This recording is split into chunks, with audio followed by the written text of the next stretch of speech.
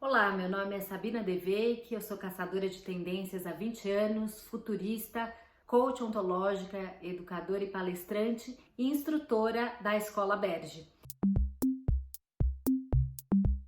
E hoje eu queria falar com vocês sobre essas grandes transformações e as tendências e comportamentos que foram aceleradas pela pandemia.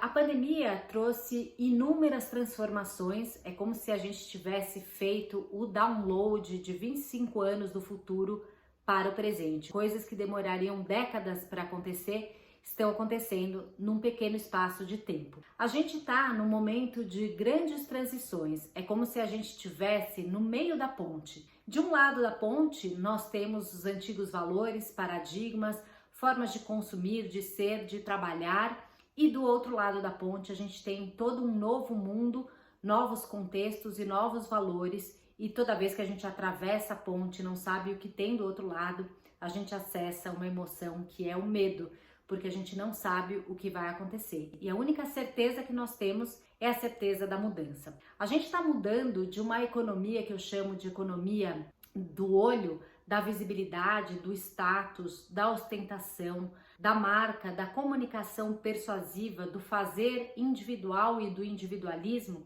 e nós estamos entrando na era da economia da língua. A língua como uma metáfora de um órgão sensorial. Estamos entrando numa era da experiência, numa era da experiência de credibilidade, de autenticidade e de transparência. Uma era de ética aumentada. A gente está vivendo não só uma realidade aumentada pelas tecnologias, mas a ética fica agora no centro das relações e dos negócios e do consumo. Portanto, a gente está entrando nessa era da transparência, onde é muito importante ativar 360 graus o consumidor com muita transparência, de um fazer coletivo e compartilhado. A gente sai da era da posse e entra na era do acesso, e a tecnologia entra como um meio e não como um fim para esse acesso. Então, lembrar que sempre antes e depois de toda a tecnologia tem um ser humano e tem necessidades humanas.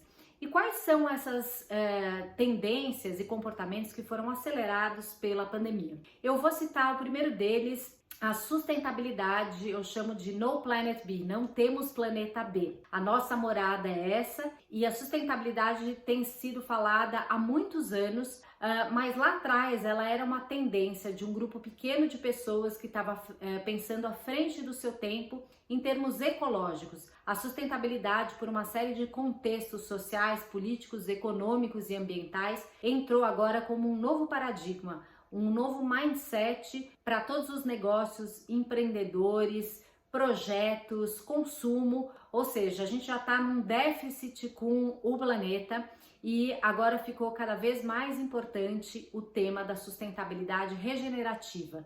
Então a gente vê que com a pandemia, os carros saíram das ruas, a gente pegou menos aviões, as pessoas começaram a ficar mais em casa e a gente teve uma resposta da natureza, uma regeneração muito rápida na natureza.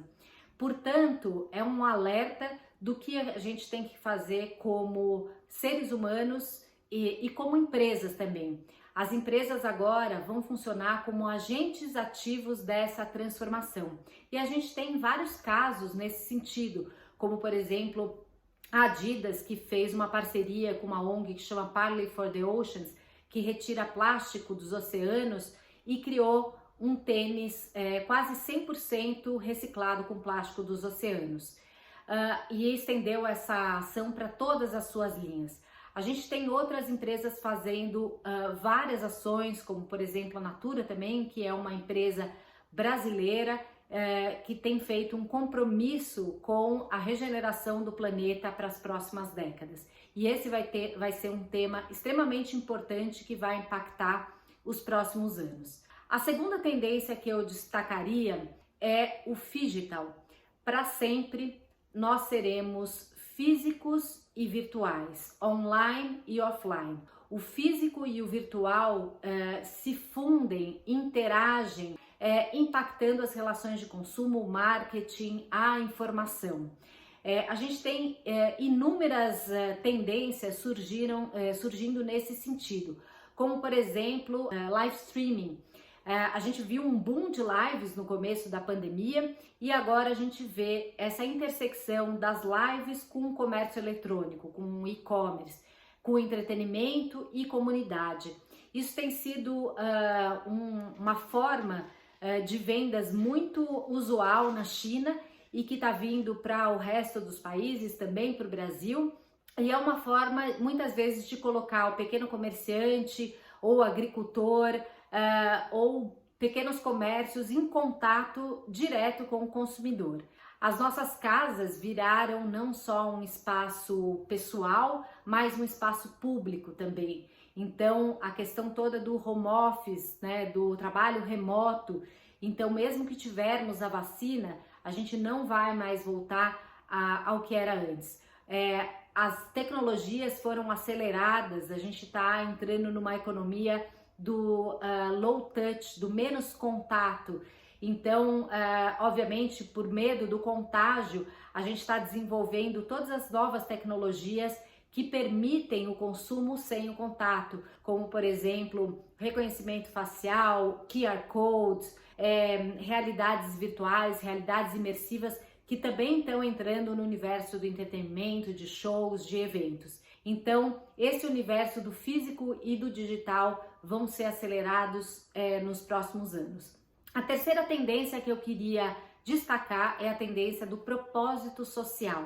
A Covid-19 nos deu um propósito comum, que é lutarmos todos como humanidade em prol da saúde e em prol desse inimigo comum e, portanto, elevou a ideia de propósito para empresas e para líderes. Então, nesse momento, fica super importante o porquê e o para que eu faço o que eu faço. E não só o como e não só o que. Então, as empresas precisam ter muito claro qual é a sua missão, qual é o seu propósito, e esse propósito precisa estar ligado com um impacto positivo para a sociedade e para o mundo. E é por isso que a gente está vendo muito a cultura do cancelamento, ou seja, as empresas que não estão alinhadas com o seu propósito serão canceladas. A gente tem hoje uma tendência surgindo, um comportamento surgindo, que é não só o storytelling, ou seja, a narrativa, que ficou muito importante nos últimos anos, ou seja, toda a comunicação, mas aquilo que eu digo e aquilo que eu faço precisam estar agora coerentes. Então, do storytelling, a gente passa agora para o story doing, conectar aquilo que eu digo com aquilo que eu faço. Então, se você é uma empresa que diz que cuida dos seres humanos, esse foi o momento de mostrar que você realmente cuida dos seres humanos. Enfim, espero que vocês tenham gostado desse pequeno conteúdo. Eu sempre digo que todas as grandes crises são grandes oportunidades para a transformação. A gente tem um conceito surgindo aí, que é o conceito de antifragilidade, que é diferente da resiliência. Resiliência é nós voltarmos ao estado normal depois de deformados. E a antifragilidade é nós pegarmos o caos, pegarmos toda essa transição e aprendermos e evoluirmos com todo esse caos.